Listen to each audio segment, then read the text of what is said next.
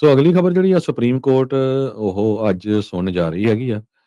President Donald Trump ਹੋਣਾ ਦੇ ਕੋਲ ਪਈ ਲੀਗਲੀ ਉਹ ਟੈਰਿਫ ਲਾ ਸਕਦੇ ਆ ਕਿ ਨਹੀਂ ਗਲੋਬਲ ਟੈਰਿਫ ਪ੍ਰੋਗਰਾਮ ਉਹਦੇ ਸੰਬੰਧ ਦੇ ਵਿੱਚ।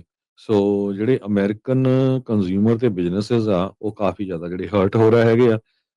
ਸੋ ਨੇਸ਼ਨ ਦੀ ਫਾਈਨੈਂਸ਼ੀਅਲ ਹੈਲਥ, ਗਲੋਬਲ ਡਿਪਲੋਮੇਸੀ, ਇਹ ਸਾਰੇ ਦੇ ਉੱਤੇ ਜਿਹੜੀ ਆ ਯੂਐਸ ਦੀ ਜਿਹੜੀ ਸੁਪਰੀਮ ਕੋਰਟ ਆ ਉਹ ਹੁਣ ਡਿਸੀਜਨ ਦਊਗੀ। ਇਹ one of the most important case ਆ ਕਹਿੰਦੇ ਹਿਸਟਰੀ ਦੇ ਵਿੱਚ।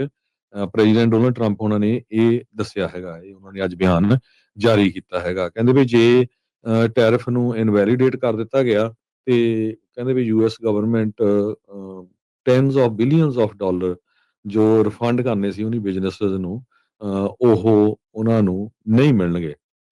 ਸੋ ਕਹਿੰਦੇ ਵੀ ਬਾਰਗੇਨਿੰਗ ਚਿਪ ਜਿਹੜਾ ਪ੍ਰੋਗਰਾਮ ਆ ਉਹ ਵੀ ਇੱਕ ਤਰ੍ਹਾਂ ਦੇ ਨਾਲ ਐਲੀਮੀਨੇਟ ਹੋ ਜਾਊਗਾ। ਸੋ ਅਮਰੀਕਨ ਫੈਮਲੀਜ਼ ਕਹਿੰਦੇ ਵੀ ਇਸ ਸਾਲ $1700 ਉਹ ਆਪਣੀ ਜੇਬ ਦੇ ਵਿੱਚੋਂ ਐਕਸਟਰਾ ਖਰਚਣਗੇ ਟੈਰਿਫ ਨੂੰ ਲੈ ਕੇ। ਇਹ ਕਈ ਜਿਹੜੇ ਸਰਵੇ ਆ ਉਹ ਆਏ ਹੈਗੇ ਆ। ਸੋ ਜਿਹੜੇ ਜਸਟਿਸਸ ਆ ਉਹ ਸਕੈਪਟੀਕਲ ਹੈਗੇ ਆ ਟਰੰਪ ਉਹਨਾਂ ਦੀ ਟੈਰਿਫ ਅਥਾਰਟੀ ਨੂੰ ਲੈ ਕੇ। ਕਾਂਗਰਸ ਨੂੰ ਜਿਹੜੀ ਕਨਸਟੀਟਿਊਸ਼ਨ ਆ ਉਹ ਪਾਵਰ ਦਿੰਦਾ ਆ ਵੀ ਉਹਨਾਂ ਦੇ ਕੋਲ ਐਕਸਕਲੂਸਿਵ ਅਥਾਰਟੀ ਹੈਗੀ ਆ ਜਿਹੜਾ ਕੋਈ ਕਿਸੇ ਤਰ੍ਹਾਂ ਦਾ ਜਿਹੜਾ ਟੈਕਸ ਲੈਵੀ ਲਾਣੀ ਹੈਗੀ ਆ ਸਿਟੀਜ਼ਨਸ ਦੇ ਉੱਤੇ, ਜਾਂ ਜਿਹੜੇ ਇੰਪੋਰਟਸ ਆ ਉਹਨਾਂ ਦੇ ਉੱਤੇ ਡਿਊਟੀਆਂ ਲਾਣੀਆਂ ਹੈਗੀਆਂ। ਕੁਝ ਕੁ ਐਕਸੈਪਸ਼ਨ ਹੋ ਸਕਦੀਆਂ ਹੈਗੀਆਂ, ਪਰ ਤਿੰਨ ਜੱਜ ਜਿਹੜੇ ਆ ਪ੍ਰੈਜ਼ੀਡੈਂਟ ਡੋਨਲਡ ਟਰੰਪ ਉਹਨਾਂ ਵੱਲੋਂ ਸੁਪਰੀਮ ਕੋਰਟ 'ਚ ਅਪਾਇੰਟ ਕੀਤੇ ਹੋਏ ਆ। ਸੋ ਦੇਖਦੇ ਆ ਵੀ ਉਹਨਾਂ ਦਾ ਜਿਹੜਾ ਡਿਸੀਜਨ ਆ ਇਸ ਮਾਮਲੇ ਦੇ ਵਿੱਚ ਕਿੱਦਾਂ ਦਾ ਆਉਂਦਾ ਹੈਗਾ।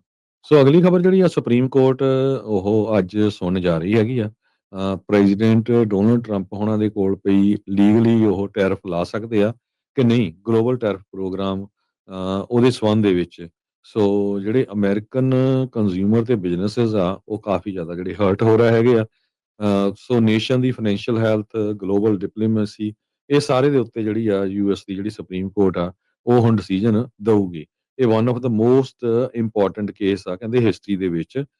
ਪ੍ਰੈਜ਼ੀਡੈਂਟ ਡੋਨਲਡ ਟਰੰਪ ਉਹਨਾਂ ਨੇ ਇਹ ਦੱਸਿਆ ਹੈਗਾ, ਇਹ ਉਹਨਾਂ ਨੇ ਅੱਜ ਬਿਆਨ ਜਾਰੀ ਕੀਤਾ ਹੈਗਾ। ਕਹਿੰਦੇ ਵੀ ਜੇ ਟੈਰਿਫ ਨੂੰ ਇਨਵੈਲੀਡੇਟ ਕਰ ਦਿੱਤਾ ਗਿਆ ਤੇ ਕਹਿੰਦੇ ਵੀ US government tens of billions of dollar ਜੋ ਰਿਫੰਡ ਕਰਨੇ ਸੀ ਉਹਨੀ ਬਿਜ਼ਨੈਸਸ ਨੂੰ, ਉਹ ਉਹਨਾਂ ਨੂੰ ਨਹੀਂ ਮਿਲਣਗੇ।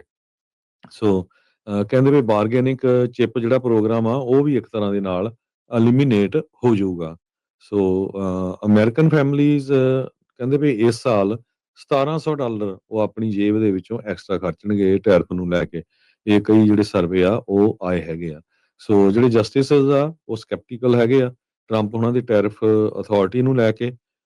ਕਾਂਗਰਸ ਨੂੰ ਜਿਹੜੀ ਕਨਸਟੀਟਿਊਸ਼ਨ ਆ ਉਹ ਪਾਵਰ ਦਿੰਦਾ ਆ ਵੀ ਉਹਨਾਂ ਦੇ ਕੋਲ ਐਕਸਕਲੂਸਿਵ ਅਥਾਰਟੀ ਹੈਗੀ ਆ ਜਿਹੜਾ ਕੋਈ ਕਿਸੇ ਤਰ੍ਹਾਂ ਦਾ ਜਿਹੜਾ ਟੈਕਸ ਲੈਵੀ ਲਾਣੀ ਹੈਗੀ ਆ ਸਿਟੀਜ਼ਨਸ ਦੇ ਉੱਤੇ, ਜਾਂ ਜਿਹੜੇ ਇੰਪੋਰਟਸ ਆ ਉਹਨਾਂ ਦੇ ਉੱਤੇ ਡਿਊਟੀਆਂ ਲਾਣੀਆਂ ਹੈਗੀਆਂ। ਕੁਝ ਕੁ ਐਕਸੈਪਸ਼ਨ ਹੋ ਸਕਦੀਆਂ ਹੈਗੀਆਂ, ਪਰ ਤਿੰਨ ਜੱਜ ਜਿਹੜੇ ਆ ਪ੍ਰੈਜ਼ੀਡੈਂਟ ਡੋਨਲਡ ਟਰੰਪ ਉਹਨਾਂ ਵੱਲੋਂ ਸੁਪਰੀਮ ਕੋਰਟ 'ਚ ਅਪਾਇੰਟ ਕੀਤੇ ਹੋਏ ਆ। ਸੋ ਦੇਖਦੇ ਆ ਵੀ ਉਹਨਾਂ ਦਾ ਜਿਹੜਾ ਡਿਸੀਜਨ ਆ ਇਸ ਮਾਮਲੇ ਦੇ ਵਿੱਚ ਕਿੱਦਾਂ ਦਾ ਆਉਂਦਾ ਹੈਗਾ।